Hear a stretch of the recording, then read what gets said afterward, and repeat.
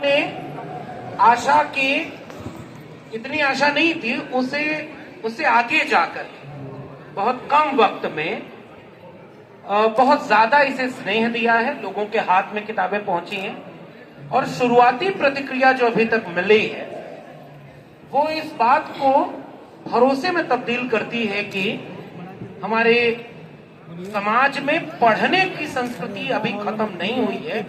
बहुत सारी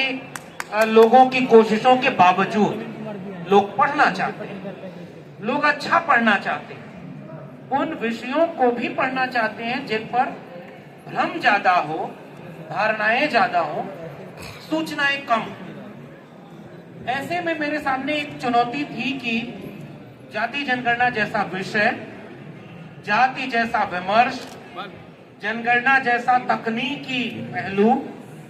और इस जातीय जनगणना की राजनीति, क्या इस पर कोई ऐसी मुकम्मल किताब बन पाएगी? क्या उसे लोग पढ़ के समझ पाएंगे और ये किताब उस वैचारिक लड़ाई में कुछ जोड़ पाएगी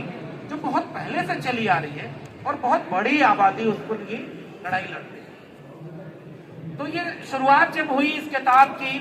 और इसकी भूमिका आप पढ़ेंगे तो आप समझ भी जाएंगे, इस किताब की शुरुआत उन संघर्षों से हुई थी जो पिछले 10 साल में हमने जाति जनगणना जैसे विषय पर दिल्ली की सड़कों में और उसके बाद पूरे देश में इस पर लिखते, पढ़ते, बोलते इसकी कमी को महसूस किया